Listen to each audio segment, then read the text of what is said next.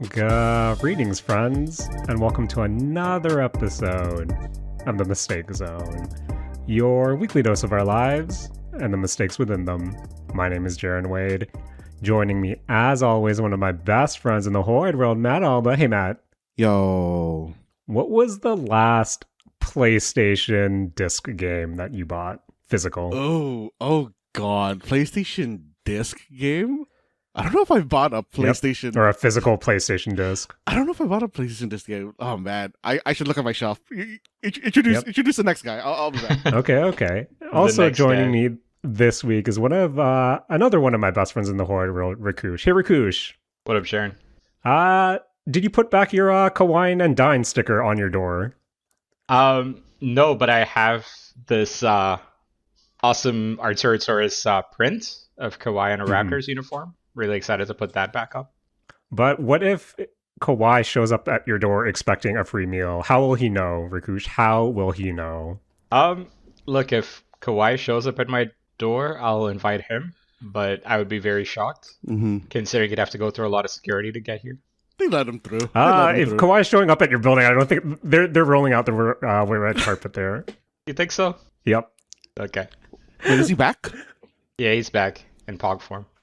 Oh, damn. Rakush, this is the only way we can have hope in this hellhole right now of a city.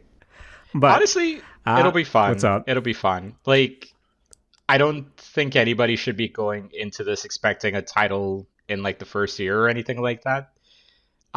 It's a pretty incomplete team, and he's 7 years older.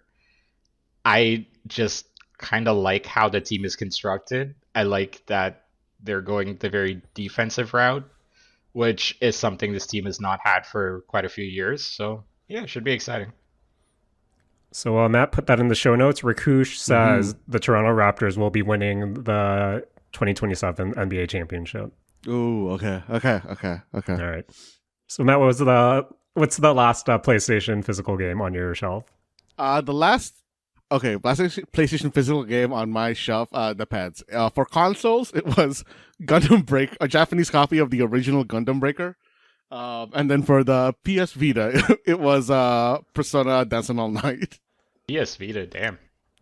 Yeah. Matt, I think those are solid swan songs to sing you off into this digital hellhole that we're fast approaching. But boys, yesterday I was walking our dog really early in the morning around, I think, what was it? Like 7 a.m., just to get it out of the way because we had some plans that morning. And I'm not sure about your area, Rakush, but Matt, at that time, I'm not sure if you noticed, but pouring, like just heavy downpour. My shoes were essentially swimming, and it was so bad that 2 different cars stopped by us and asked if we wanted rides home. Damn. And Oh, damn. what does it say about me where the thought of me, or more likely my dog, being kidnapped didn't cross my mind? And it was, wow, I don't want my wet clothes and my smelly wet dog to dirty up this person's nice car. I actually wonder if they would have offered you the ride if you didn't have your dog. Hell no. That's a good question. Not if I don't have our dog, no one's stopping for me. Maybe there are some good Samaritans, but it's that dog buff where Yeah. I was wondering if they felt bad for the dog or if you had a sad boy walk. I have that man has a really bad posture walk and a cute dog. So take that for what you will. But boys, a new episode of the Mistake Zone this week. We should probably get it out of the way. Matt, Rakush, maybe more so Rakush, as a PlayStation 5 owner. Earlier this week, we had multiple updates from Sony on the PlayStation blog. The first one being that physical disc production ending in January 2028 for new games releasing on PlayStation consoles. And then also on that day, an update on the PlayStation Store for PS3 and PS Vita, where the PlayStation Store will no longer be available in Mexico, Honduras, and Nicaragua. Since the PlayStation Store and the PS3 Store will be closing on August 26th, additional Latin American and Middle Eastern countries, will be closing on late 2026, and then all other countries, the PlayStation Store on PS3 and PS Vita will close on July 2027. Hey Rakush, how are your vibes right now when it comes to the PlayStation brand? Not great. Like, Mm. okay, so I think the question coming right after the PS3 and Vita store closing down statement might be a little bit. The reason the vibes are not great is because of the other thing, right? Like where the physical discs are getting discontinued. If you told me in 2026, Vita store, PS3 store closing down, sad but a reality, right? Like these are very old Mm-hmm. consoles, so like that's not something that would necessarily bring the vibes down.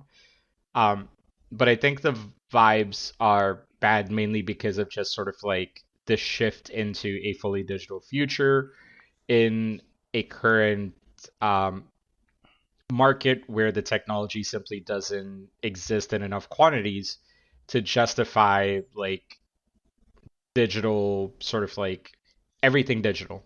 I just don't see it. Like hard drives cost like, 5 times more sometimes what it used to cost a year ago. RAM we've all talked about. Like the funny slash like shitty thing about this news was that literally like a day before this announcement came out, I was thinking to myself, I'm like, I wonder if like discs or cartridges will make a comeback because of the lack of like enough like storage space or like not enough RAM and stuff like that. And then literally like the next day it's like, no, we're actually just cutting like Yeah. physical manufacturing entirely, which is a shame. So it's all your fault, Rakush, is what you're It's saying. all my fault. Yeah, like Yeah. the universe saw me have an internal thought and did the opposite of it. Yes. Hate to see it. Yeah. But yeah, I it's a bummer.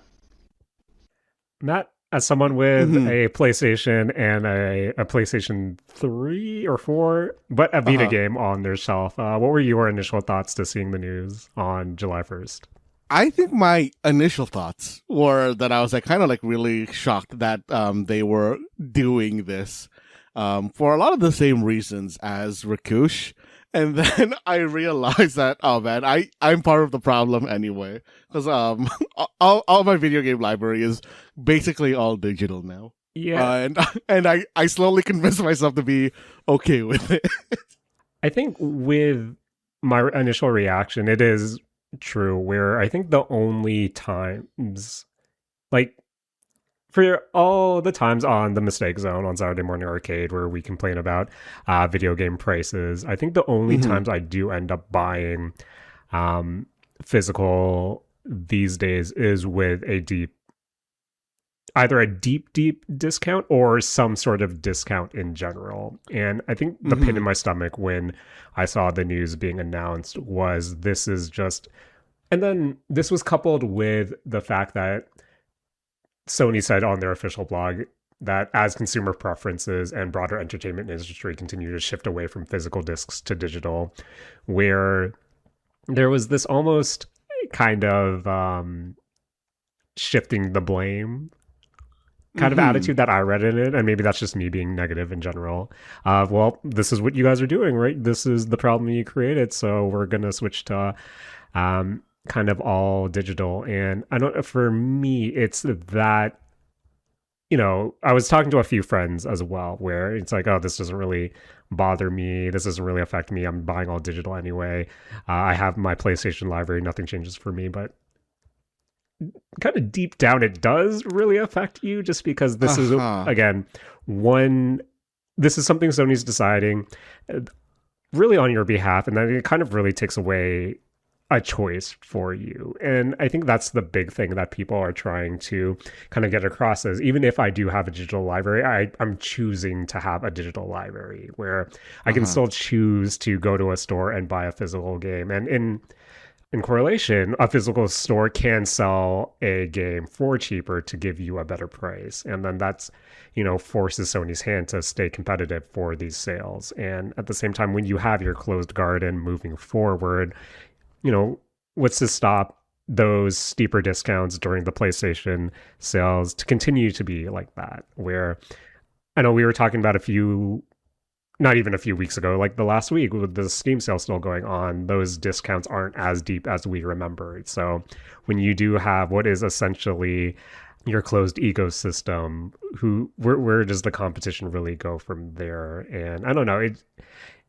I ask about vibes just because, when I was listening to all of these different video game outlets, especially with, Game Mass, Giant Bomb, and this idea of video games being vibe to base, where it's no surprise with us here in the Mistake Zone, if you were to listen to our episodes for the past year, how, guys, the vibes are not immaculate right now. Like, especially when it does come to physical and how essentially companies are treating it. Like, even like we barely talk about Microsoft right now, and then in relation, the vibes there haven't been great either. And then as much as we're Nintendo-year-olds, like, Rakush, we talked about it when we were talking about game key cards. Like, there's all these different ways to kind of shortchange your consumer. And at this point, I'm really wondering where that breaking point is, just because I think just altogether, all three major console companies right now is making me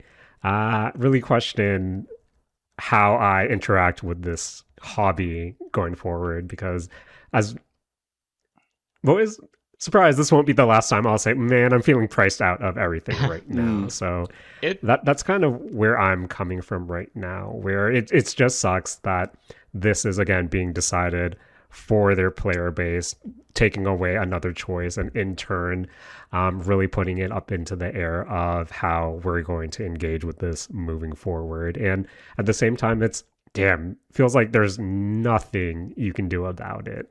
Despite everyone coming out and saying how people were surprised by this decision, how it's kind of blindsiding people, going to definitely affect different jobs. But it's not great, not feeling great. But Rakush, do you have a follow-up thought? I have like a dozen follow-up thoughts, but I think like the one I kind of wanted to go with is to sort of like harken back to when Xbox One got announced, and this is almost like a decade ago, I think. More than that, potentially, because I think it was around the PS4 generation, and they were talking about going fully digital, and I still remember the backlash at that and how they quickly had to revert on that stuff. Yeah. Now, I don't think it's the fairest thing to say that that was the beginning of the end for Xbox, because honestly, it's lasted more than a decade since then, and that was like half of the Xbox's entire existence ago. So like, I know that's not the fairest statement to make, but like, it took them how many years to build back up that perception that like Xbox is for the consumer, right? And we're just not in a place anymore where either of the three like major manufacturers are challenger brands, are for the consumers. I think they're just businesses. And like, this is something like I was thinking about recently as well, is like, if a new console manufacturer were to show up and like, just try to enter into this market, what's the entry point, right? Like, financially, what's the entry point for them? What's the value in it for them? What's the value in it for developers to put games on that console as well? And it's such a like that thought in that sense as well, where it's like there really isn't anything happening that is positive for the consumer at this point. And so, yeah, to go back to what you're saying, Jaren, like, we're getting priced out of things, and it's like they're not even trying to hide anymore that like we're getting priced out of things, right? Like Xbox, Microsoft, like, they're going out there and saying like, yeah, this is gonna be like, we're not doing the 2 terabyte console anymore because of the shortage with storage space. The 512 gigabyte one is going to be 500 US now, like 5 or 6 years into its existence.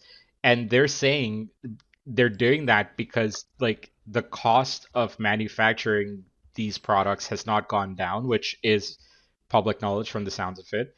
So like, there is nothing happening with these console manufacturers that like you can look at as like a consumer and feel good about these things, and that sucks. And that's where the bad vibes are, right? Like, yeah, that's like just one of so many different things, but yeah.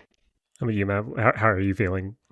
At least like one thing to kind of like pivot off of what Rakush was saying. At least one thing that I do kind of see positively about this whole move to digital is something that Nintendo started doing, which I'll admit is like more limited than what they were doing before, but I think is a nice change that I hope other platforms like Steam, Xbox, and Sony included adopt, is that they allow you to rent your digital stuff out.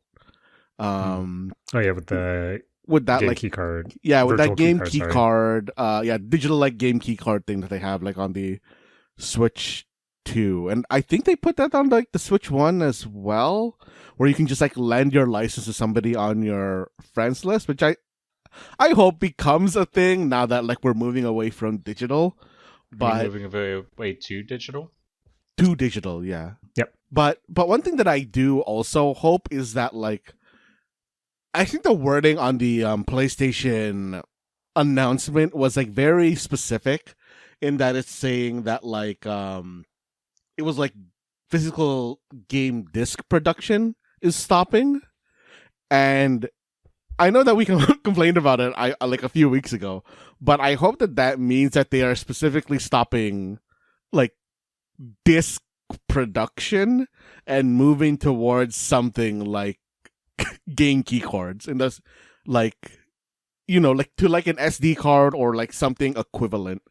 And they're just stopping specifically discs and they're moving to a new media format or something. Cause I don't know, there was something that I was watching where it was like I think it was like a Phil Spencer quote saying that like game console makers are the only ones who make things that like go to a consumer level that have physical discs anymore. And I actually didn't really realize that until I heard that this week. And I guess I like kind of understand that since you know, a lot of disc stuff isn't really being made for consumers anymore. I guess the price of that particular piece of electronic is spiking up, and if most people are moving to digital, it makes sense to phase that out. But I don't know, it is a whole thing. And I think like the thing that I know this is like very greedy of me, but I think that I really think I want the most out of this is that, guys, since I like buying things digital, I hope that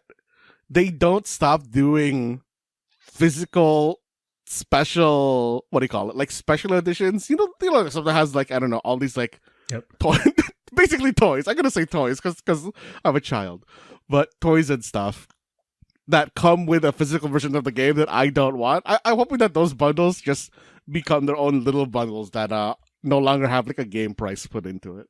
Sorry, so Matt, you brought up like the game key cards, and like we've been talking about that as well, but I had a question around that, right? Because I know that technically you can lend that out an unlimited number of times, but if the game is a digital download, then you can only do it up to 2 consoles. So is that like a situation, if I remember correctly, like something did come up at Pokopia like that, right? Where like the game is technically a digital game. Even if I didn't know it had a 2 console limit actually.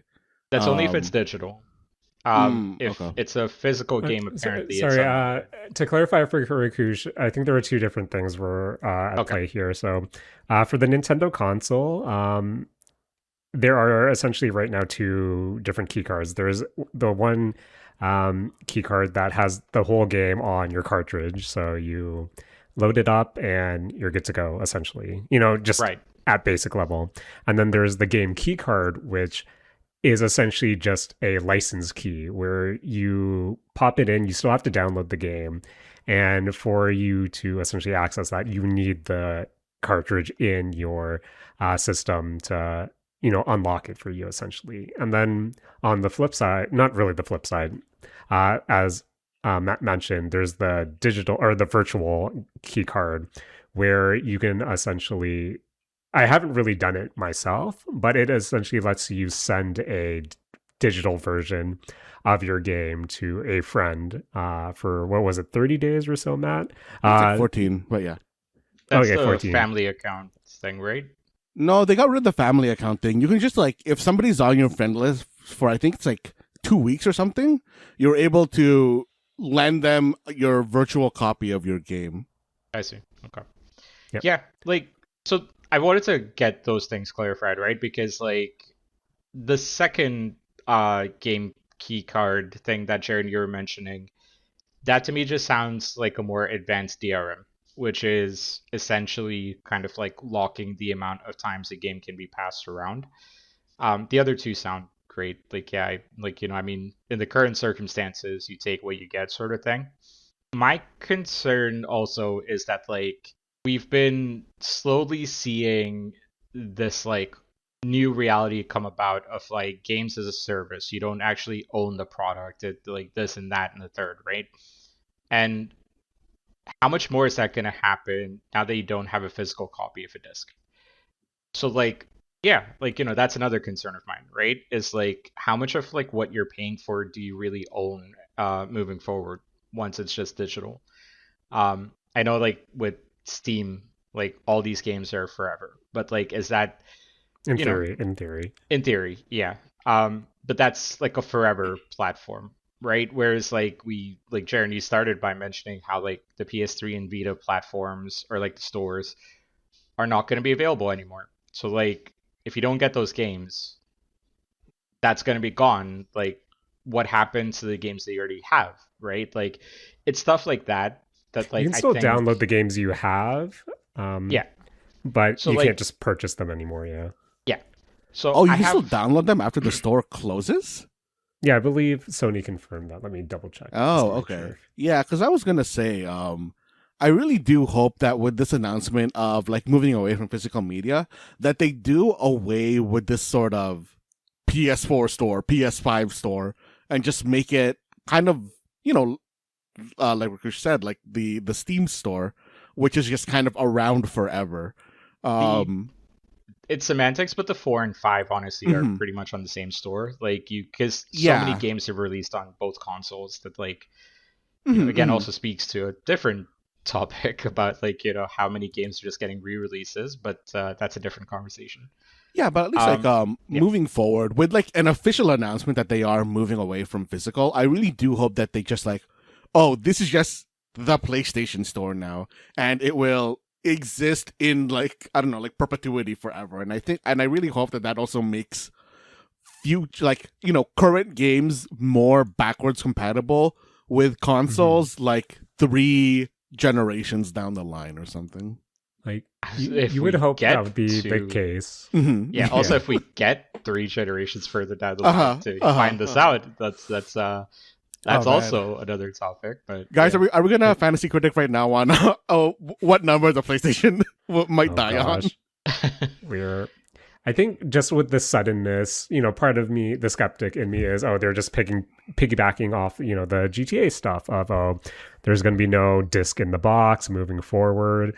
And you would hope that the proper systems and procedures will be in place for PlayStation owners to have, what you guys are alluding to, a better way to make sure to feel comfortable about their digital library on this platform, that moving forward, there won't be any store closures. There will be that unified store. There will be an easy way for you to get all your access. But at the same time, it's, you know, at this point, you think of the idea of, okay, is Sony's output enough to keep justifying, continuing to live in this ecosystem where kind of at the end of the day, we're looking at a system that you would hope rivals a mid-level PC, which again, considering the parts and storage prices right now, would be, hopefully something you can do. But at the same time, you're still having to pay to play online on your PS Network account. The exclusives, even though they're these big blockbuster games, how often are they coming out? Where I'm also curious with this announcement and without really clear guidelines about how your accounts and legacy libraries are being handled moving forward, how many players are potentially just jumping off of, okay, maybe I'll try to make do with building a PC, with Mm. um, trying to get an entry level gaming rig at that point and start another digital library somewhere else where I'm not paying these extras, or how much am I really relying on the PlayStation exclusives to tie me to this ecosystem? So I feel like Man. with this announcement, there are so many more questions that there aren't really answers to, and I'm really curious to see how the fan base responds to it.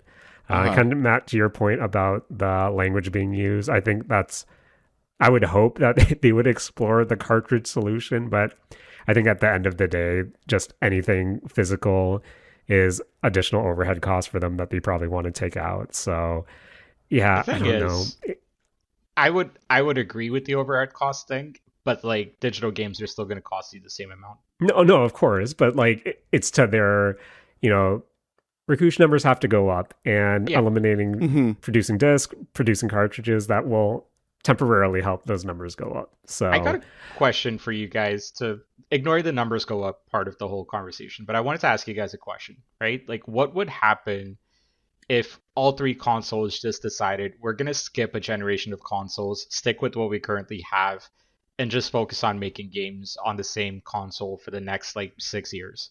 I mean, didn't they do that with like the PS4 generation or Not something? really. Like PS5 came out pretty quickly after. Mm. realistically, isn't don't we see that happening right now? Because just considering everything going on, the current economic state, there's no way an actual PS6 game will stay exclusive on that PlayStation. You're still going to get something that runs on the PlayStation 5. And if the, rumors of the handheld PlayStation 6 just being a portable PlayStation 5, then you're just going to release it anyway there. So I think this might be the test of how really needed is this new generation of consoles between the PS6, between Project Helix. I'm really curious to see how they position these things and if how they make it must haves, just because again, going back to the vibes, like my vibes are like shot. I think I'm pretty much done with consoles at this point, but it's that morbid curiosity of do they lean towards promoting these as more luxury items? What specifically can these new this new hardware do over the current generations, which maybe people can afford or maybe not. So, to answer your question more direct, if they were to skip that generation, these generations have been living longer as is. Where I think I'm really curious to see how much a new shiny box will influence people. Just because Yeah. I would kind of hope realistically that they continue to support the current generations with experiences that aren't, you know, 200, 300 million, uh, 500 million at this point with marketing and stuff. So I don't know, man. I'm curious to see where games go moving forward, just because uh, it's, it seems like a harder sell every day. It is. And the reason I was even asking that question is so PS5 came out in 2020, right in the heart of COVID, right? So, like, Oh. I feel like you got to write off at least like 2 to 3 years of this console as, like, just being impacted by lack of development because of COVID. So, realistically, this console's maybe got like 3 to 4 years of a proper life cycle. But then also at the same Mm. time, like, I think there's a few other things at play here. I don't know if it's realistic that like there won't be a PSX because, and I'm kind of stealing this thought from a bunch of other folks, Jeff Gersman, Giant Bomb, like they've all kind of talked about this. Is if you know that there's a bunch of money invested in R&D for current technology, then you don't want to lose out on that investment, right? So that is why more than likely there's always going to be new equipment, new technology. But my thing is, it's not affordable. Your user Yeah. base is going to die out at this rate. Jaren, like you mentioned, it's going to become like potentially become a luxury item. And so if you want to still have a user base that is like in your ecosystem, that is using a PlayStation console, an Xbox, and Nintendo, whatever, I just don't see how it's smart to release something new in the next like 5 to 6 years at least. Now, the other part of this also is I'm the shitty thing about this is if new technology keeps coming out, the future I'm seeing for this is more and more like how phones are treated, right? Where like you sign a contract for 2 years, you pay for the phone plus your plan, and like that's how you pay off your phone at like a little bit of a premium. You can buy it outright, but that shit's gonna cost you like $1,200, $2,000. Like that's where I'm seeing things go, and it just I don't know, like that doesn't seem great to me, which again speaks to the whole like games of service thing, like how much of what you have in your hands do you own? I don't know. It's all weird. Mm-hmm. Yeah. I did like initially kind of agree with the thoughts that like, oh, this physical copy removal is kind of the precursor to announce the PS6 or whatever. But I have shifted on that in the whole like what you were saying, that it is not monetarily feasible to make people switch to a PS6, and it would be crazy if they Yeah. do announce a new console in I don't know, anytime soon, cuz like man, if they announce this and the Steam machine didn't have an inflated price right now, I feel like the market would have like shifted hard. It's also like what do we want to see with the next generation? Maybe it's cuz I'm in my 30s about to be 40 when the next console comes out potentially, but like there's no graphical progression or like speed progression or whatever that really speaks to me as like necessary for the next generation. Like the only thing I can think of is a reversion to, and Matt, you brought this up a few weeks ago, is like file size optimization, right? Like instead of like games being 100 and something gigabytes, like they figure out how to like, release games with a smaller file size. But even that, like, I don't think that's a next gen thing. I think you can do that with current tech. Yeah, you could. Like that really is more of a compression thing than Yeah. I guess like console thing. So that's also where I'm like, I'm not even sure what like a PS6 could do that would be like that much more revolutionary, right? Like I remember when I got the PS5 and like I was talking about like the jump from the PS3 to the PS4 and the PS4 to the PS5. I actually did see value with the PS5. But technology to me is not moving fast enough in a way where like within 6 years or 7 years, that's not a 6-7 joke. It is going to turn into some sort of like, oh my god, the future is here kind of statement. I think it's going to be small incremental improvements on what currently exists, because I think we just hit that point where like I genuinely don't know what you can do with like new technology that like would be absolutely necessary to play video games. Yo, I'm just saying, two Nintendo consoles down the line, we're gonna be at Virtual Boy 2. Just watch. I bet. They tried to be a Virtual Boy in 2016 with like the VR headsets. I still kind of wish that I bought that Virtual Boy like Switch holder thing for the Virtual Console. Oh man. Actually, like you could probably 3D print one, right? Yeah, but it's not the same. I mean, listen, you can customize it. You can make it your own thing. I could, but I feel like that might be more expensive than just buying a Virtual Boy. What would I call it? Like a peripheral, Virtual Boy peripheral? I can't even remember. All I remember is it was a piece of cardboard. What, the Labo? Oh, not that thing. I meant the how like they recently released the Virtual Boy kind of like holder. Oh yeah. Oh, did they actually release like a piece of plastic? Yes, it's a piece of plastic with a stand, and oh man, no! I'm looking at it at the Nintendo store right now. It's $109 Canadian, and I can no longer add it to a cart. You can definitely 3D print it for cheaper. I don't know. You can. Kind of, if you have a 3D printer, you can. If you have a 3D printer, yeah, probably. Yeah.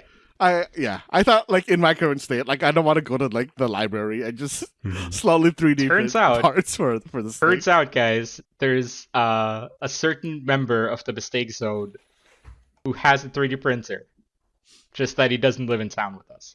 That's a very big issue. And, I think he could ship it to you.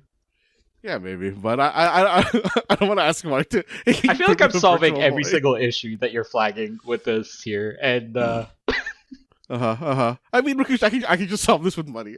Yeah. Either way, I can just solve this with money. uh, Oh man, 3 weeks down the I line. mean, regardless, if you were to ask Mark to print it, you'd still have to buy the materials. So Yeah, I had to figure that out too. but yeah, everything's bad. My vibes are tanked, and I don't like video games anymore. But that, you know what I do like?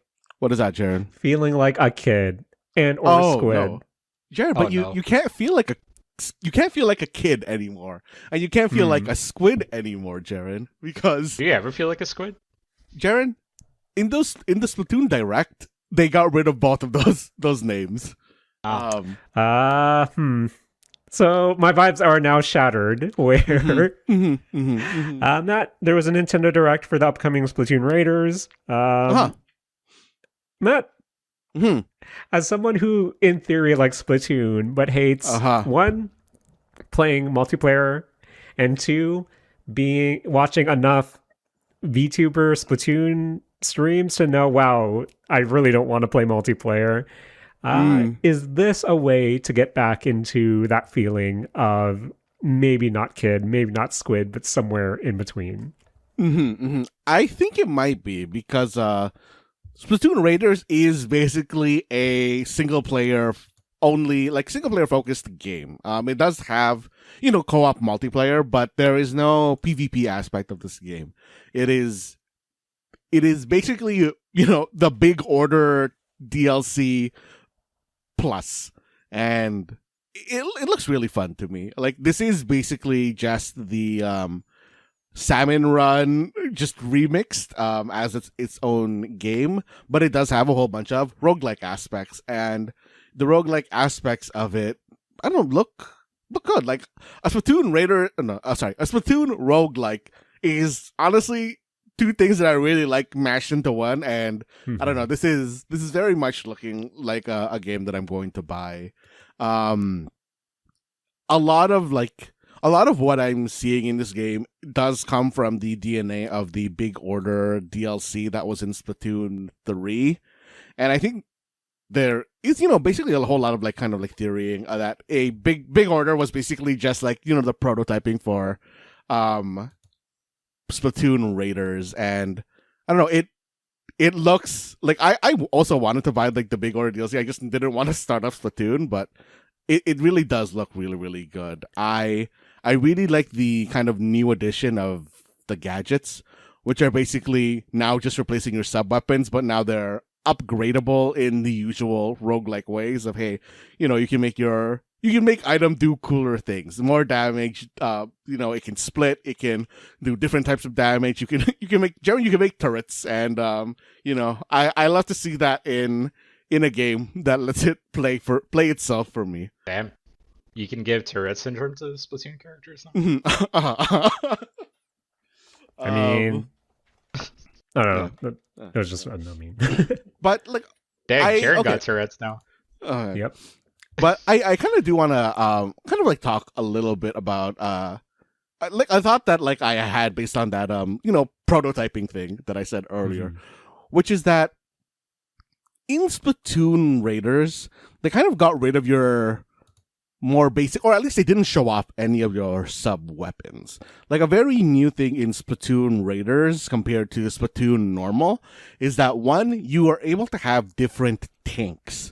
You have a speed tank, a power tank, a tactical tank. They themselves don't really seem to have a real difference functionally between them. Their real difference is that the gadgets that you can attach to them, and the gadgets being the word I guess that they're using for sub-weapons in this, is that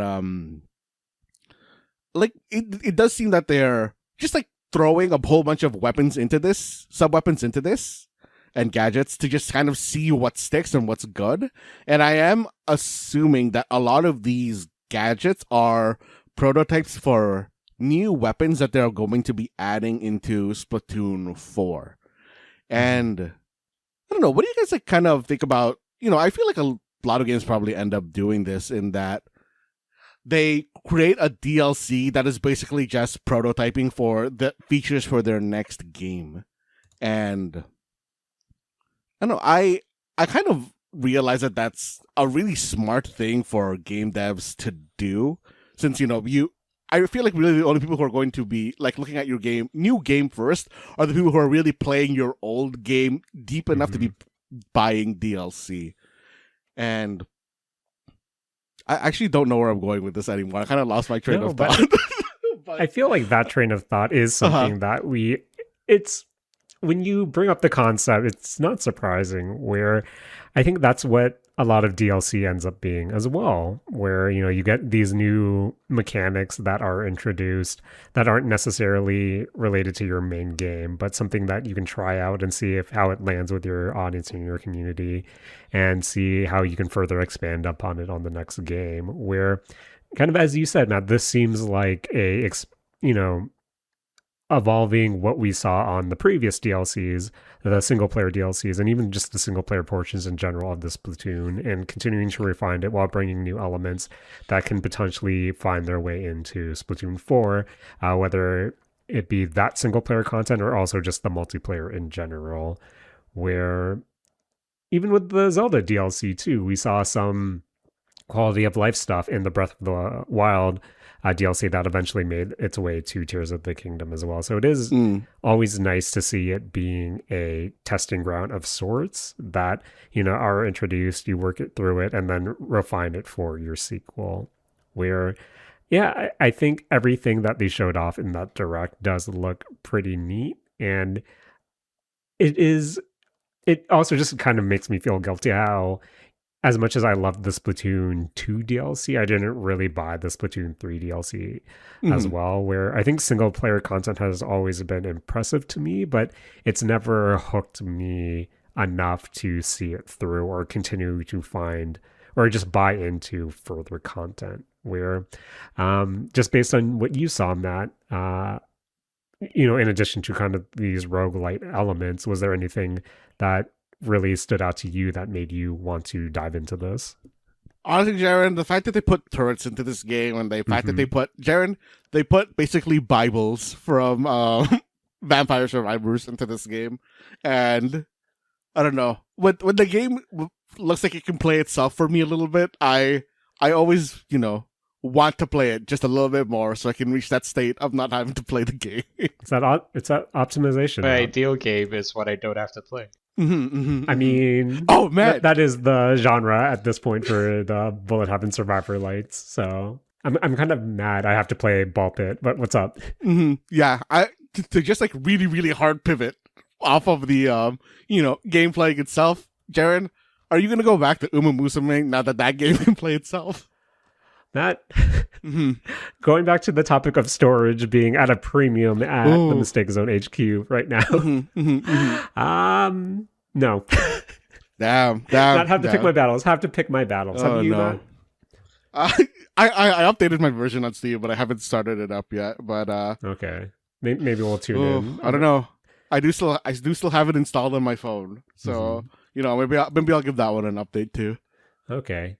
Maybe for the next Gotcha Gang episode, Matt. But I feel like that's not the only Nintendo-centric thing this week for you. Matt, how's that Rhythm Heaven? Jaren, Rhythm Heaven is exactly the same as it's always been. I honestly don't have anything to add about Rhythm Heaven itself. I started playing Rhythm Heaven Groove, bought Rhythm Heaven Groove, and this is straight up Rhythm Heaven. Like I like Rhythm Heaven. If you like Rhythm Heaven and that style of game, get Rhythm Heaven Groove because it's just more of that. They added that new mode that we kind of talked about during one of the Nintendo Directs when they were showing it off, of the kind of like magic fighting mode where you're playing as like a mage and you're kind of just attacking on a beat. You have a spell circle and you have a beat playing, and then the beat aligns with certain parts of the spell circle, and when you tap, you're able to you're able to, activate the north rune, activate the east rune, and then you are able to, like, cast fireball when you're doing that. And honestly, that mini game is really, really good. And if they, kind of like what I was saying in Splatoon 3 DLC, if they split that off into a whole game, I'm not gonna hate that. Mm-hmm. Oh, But man. that Uh-huh. is that auto song really in the game? I haven't gotten to it yet, if it okay. is, but like, I kind of weird. Okay, maybe it's just because there was no Rhythm Heaven on Switch, was there? Actually, you know what? That doesn't even matter. Like, you can put like like real ass MP3s into video games for a really long time. This game has a lot more actual singing in it than I remember earlier Rhythm Heavens having. And Jaren, I don't like it. Because it's really throwing me off in staying on beat with the song. Because usually a lot of like the Rhythm Heaven rhythms are going on the drum beat for the most part, and it doesn't always, necessarily align with the lyrical melody. And I don't know, it throws me off a bit. Jared, it's always fun to play a Rhythm Heaven with your eyes closed, because that makes you feel like I'm really into the game and really connecting with it on a I was about to say an emotional level, but I feel like that's not the word that I want to use here. Okay. I think my final question is, Matt, I think I've been seeing some, not necessarily criticism, but some of the production might not be of, the same caliber as we were used to on the 3DS days, or maybe that's just what happens when you move into kind of a proper console version of the game. Have you noticed anything kind of odd about either the art or just the overall game itself that made you scratch your head, or is it still just Rhythm Heaven to you? I mean, I haven't noticed anything weird about the art. Like, it does seem quite normal to me, though I do admit that like half the time that I'm playing this game, I'm trying to like not look at the screen and the visual cues. But when I have been looking at it, it seemed normal to me. But I have always been playing it in handheld mode. I don't know if it makes a difference of it being on the TV or not. Okay. But yeah, that is Rhythm. What's the subtitle for this one? Rhythm Heaven Groove. All right. Available now. Also a Switch 1 game. I think it is just a Switch 1 game that you can play. Yeah, it is just a Switch 1 game. The original Rhythm Heaven is the one that Beyonce did the ad for, right? Beyonce did an ad for Rhythm Heaven? Was it Rhythm Heaven? Where she goes like tap, tap, tap on the DS? Which one is that? That does sound like Rhythm Heaven. I gotta look this up. Hold on. I can't believe Nintendo got Beyonce to do a Rhythm Heaven ad, and this is true. Rhythm Heaven DS, yeah. She did it. Yes. I see it now as well. Yeah. Man, they should have brought her back for this one. I don't. She's got nothing going on, right? Yeah, he has nothing going on. She's chilling. Just playing more Rhythm Heaven. But okay. Matt, that's Rhythm Heaven. But Rakush. Yes. I feel like next week it's a new anime season. I feel like we need to give the people what they want and a preview of what we're going to talk about next week. So Rakush, okay. Why is Kaoru the best boy from Darasama? You'll have to answer that one, Sharon, because I'm not watching that show. Not getting baited into this one. Not getting baited into this one. All right, Rakush, since you obviously don't like anime, hopefully you like the Don't Match Me challenge. So Rakush, take it away. Yeah, guys, I was responsible for Don't Match Me this week, and Don't Match Me is a game where one of us who's on the episode has to ask 5 questions, and the aim of the game is to not match your answer with the person asking the question. Hard mode, you don't want to match the other person playing with you as well. Guys, I got glasses this week. Reading glasses. So I'm actually like reading / computer glasses. So I'm actually wearing them right now as we're recording. I was telling Jaren about this before we started recording. I spent a lot of time thinking my eyesight was fine, but then I started getting like crazy headaches whenever I used to stare at a computer screen. And now that I'm wearing these glasses, I don't know why my dumbass thought my eyesight was fine. It is so much better wearing these. But Ooh. guys, I'm one of you now. Mm.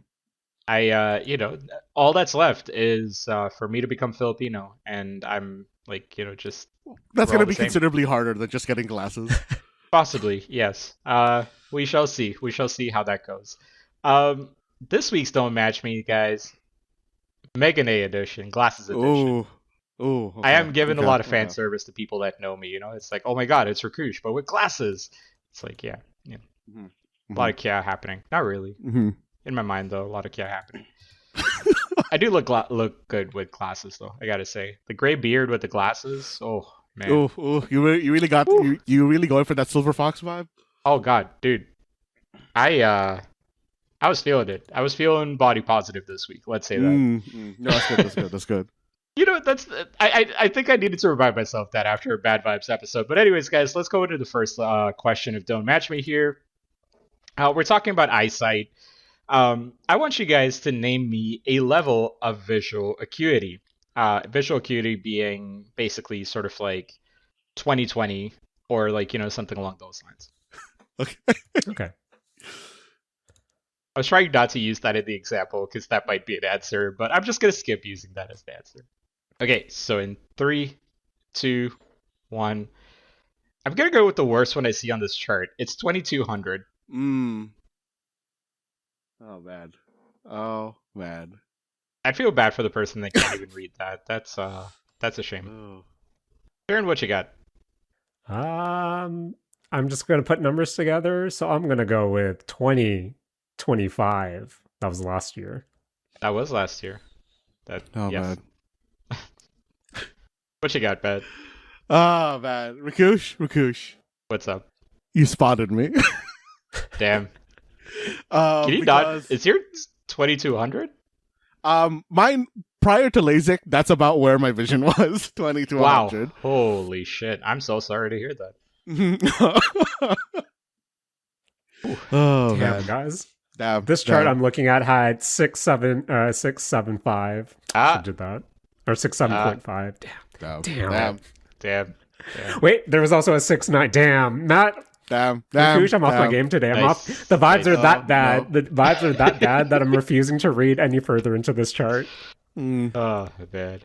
But wait, Matt, what was your answer? 20, 100. 2000. Okay, got it. Yeah. All right, guys. We all have different shapes for our face. Mm-hmm. So we need different, fitting glasses sometimes, or we feel like different glasses work better for us. I want you guys to name a face shape. Now for this one here, I don't know if it's like a universal shape guide, but I am just going to share the one that I found online with you guys. You're going off of kits.ca for a face shape Kits.ca guide. face shape guide. That's right. Yes. Mm-hmm. There's Did you 5 use on this when here. you were trying to figure out what glasses you should buy? No, to be honest, like I've worn enough sunglasses that I knew, like if I went with like a certain shape, it wasn't gonna work out well for me. So like I kind of knew what I wanted to go for. The shitty thing is like I obviously am not trying to spend a lot of money on glasses, so like with limited insurance on it, kind of had to go with what I could find. I would have gone with some slightly different, but hey, c'est la vie. Not gonna complain about having insurance in this day and age. All right, guys. In 3, 2, 1. I'm gonna go with oval because I've always described my face shape as oval. Jaren, what you got? I'm going with triangle because this guy on kits.ca/face shape guide looks psyched. Oh, man. He looks he's extremely happy. Hey, I'm a triangle. Haha. Mouth agape. Matt, what you got? I mean, Rakush, I'm right there beside you. Instead of being oval, I'm being round. I don't. Okay. So the other two on this list are square and heart. Square kind of makes sense. Yeah. I've never considered the heart shape. I've never. Okay, yeah. I've like looked at these charts before. I've never really understood the difference between heart and triangle, to be honest. I also, like even the triangle one, I guess it's the jawline, right? Is So it? what is? Okay. Yeah. So I guess it's like the top I part. mean, like I said, I can't really tell the difference between the two. Maybe, yeah. Yeah, I guess it's like the forehead part that we can't figure Uh-huh. out. Interesting. Okay. Uh-huh. Well, guys, moving on to question number 3. We talked about face shape. Let's talk about a shape of sunglasses that you can buy. And Okay. by sunglasses, I do mean any glasses at this point, to be honest, because they all kind of have the same shapes. Mm-hmm. I might cheat with my answer a little bit for this one. All right. So in 3, 2, 1. I'm actually going to go with the glasses that Brett the Hitman Hart wore. I don't know their shape, but if you look it up, you'll know what I mean. Okay. Like the wraparound? Yeah.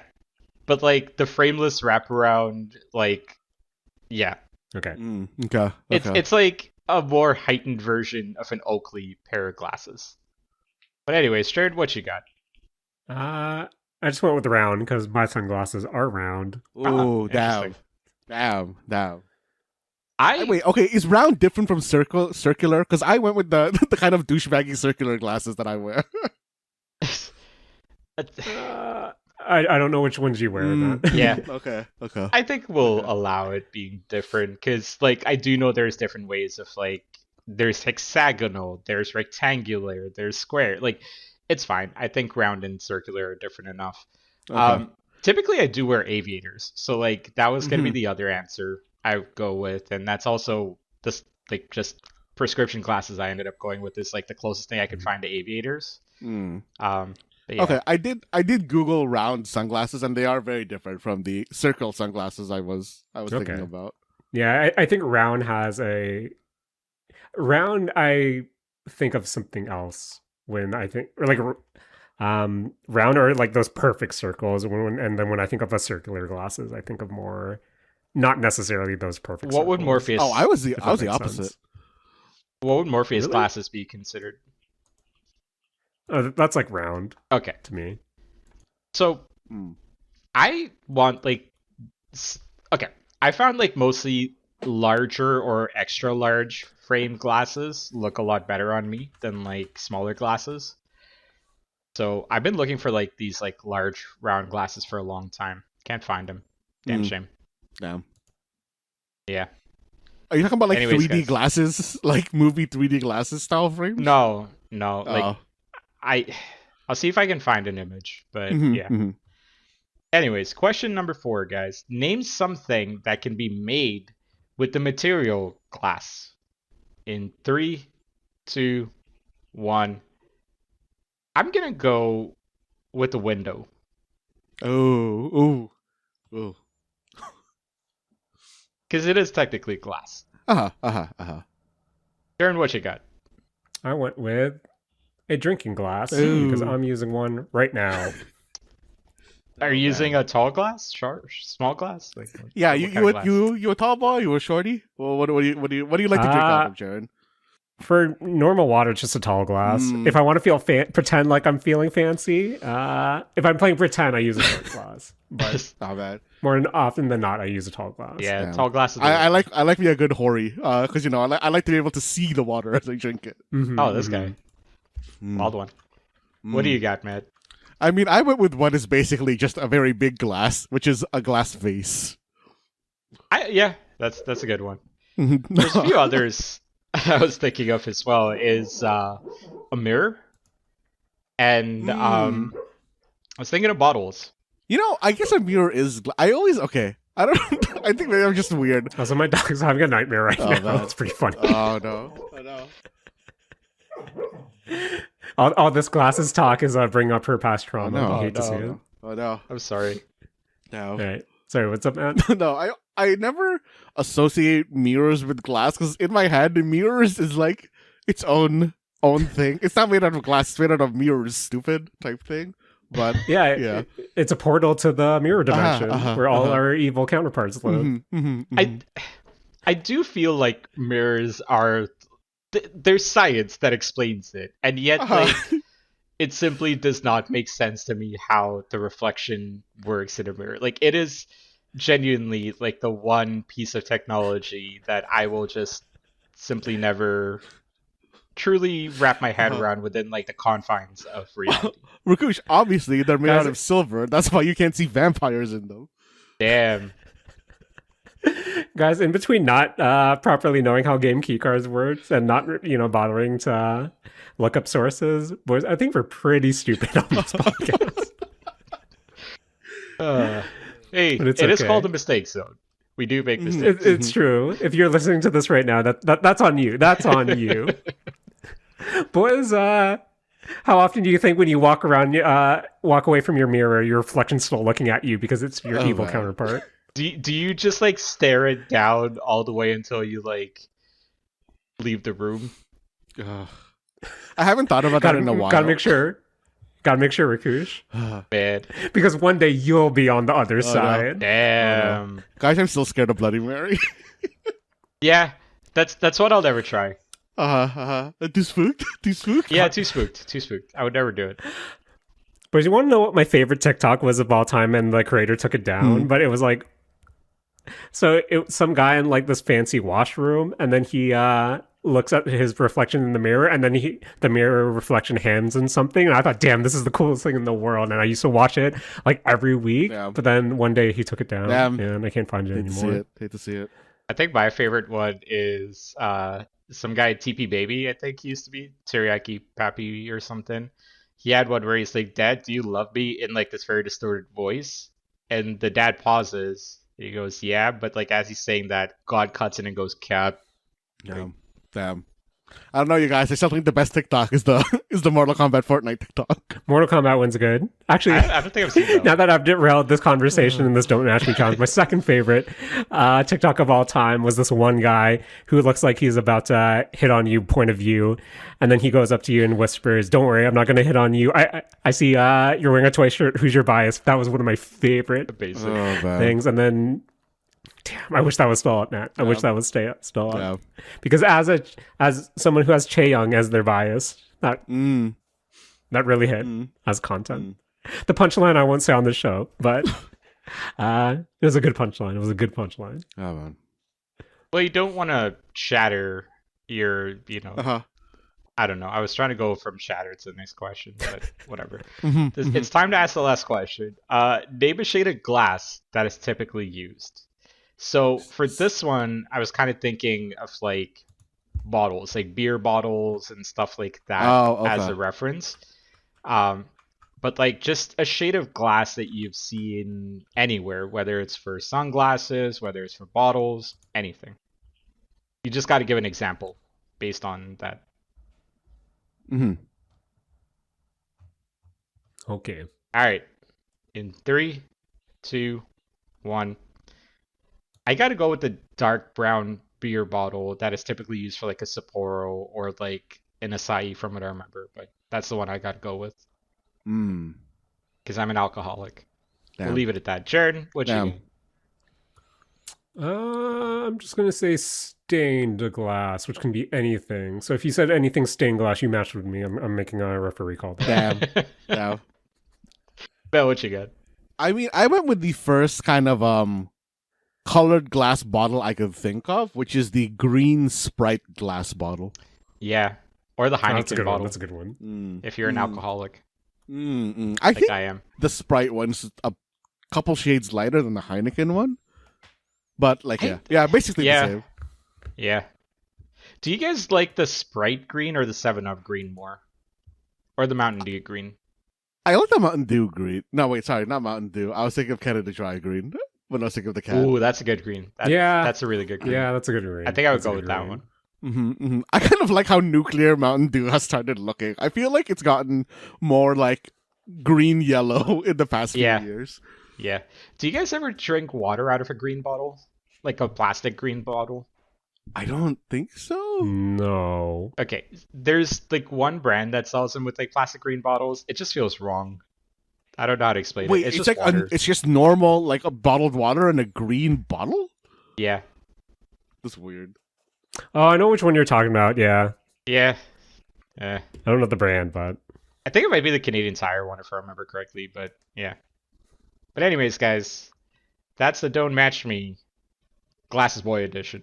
I'm looking forward to all the fan art of Rakush and glasses coming out now. It will be Rakush as Mr. Glass fan art. Megane-san. Mm-hmm. That's Japanese. What he said. Huh? This is a bad podcast. If you listen to us, you should be ashamed. This is a weird episode. Don't worry. We'll save it next week when we go back to our meat and potatoes anime. Okay. Oh man. Oh man, the boys. This has been a episode of the Mistake Zone. Guys, this is episode 64 of season 7. We're only 5 episodes away from season 8. So maybe put in your heads what you wanna change about this show when we come back for season 8. We got some monumental episodes coming up. 6-6 is gonna be the Final Fantasy episode. 6-5 is gonna be anime. 6-7, we got to figure out what that whole episode's gonna be. Mm-hmm. It's gonna be a video one of you doing the dance for 67 minutes. Yeah, 60, that's a good goof. We do have to try to hit just 67 on the dot for that one. Oh man, we'll see. It's gonna be hard. It's gonna be a timer for the whole episode. Because the thing is, we show the episodes as it'll be hour 7, and it's not gonna look as funny as 6-7. I mean, if you know the joke, you know the joke. It'll be Oh man. This means we're going to our season finale. 1, the seasons don't matter, but 2, that's usually our crash out episode. So we'll see what we'll crash out over. What was the crash out last season? Oh, South of Midnight was the last 69. Yeah, South of Midnight. Yep. Mm-hmm. Which was less of a crash out than the Persona one from the season before. That one was the that one was bad. Oh man. Okay. Thank you for joining me this week. Trying to bring the vibes back up, and of course, editing this podcast. Thanks, man. Yo, thanks, Jaren. As always, I want to thank you for hosting this episode and joining me on this train ride. Also want to thank my friend Rakush for joining me this week, bringing the Don't Match Me challenge, and of course, serving Kawhi Leonard some good dinner and when he asked for it. Vibes Thanks, down. Rakush. Yeah, you're more than welcome. You guys tried to bring the vibes up and had me on the episode. That was your mistake. No, Rakush, video games are bad. Will anime save us next week? Tune in to find out. Oh, man. Spoiler alert! But considering Rakush's reaction to the anime of the year so far, don't think so. Don't think so. A little bit of a teaser. There's 2 shows I've already watched where I can't believe what the fuck I've watched. So yeah. I think this is okay. I'm gonna spoil your teaser a little bit. I have just been seeing Chainsmoker Cat pop up everywhere. Isn't that should I watch Chainsmoker Cat? Well, if you want to talk about it next week, then yes, you should watch the first episode. Yeah. Okay. Because we will definitely be talking about that episode next week. Okay. Because the show, that thing's been showing up everywhere. Yeah. But Matt, please, until the anime, please take it away. This has been the Mistake Zone, and we're all out of physical copies of the Mistake Zone.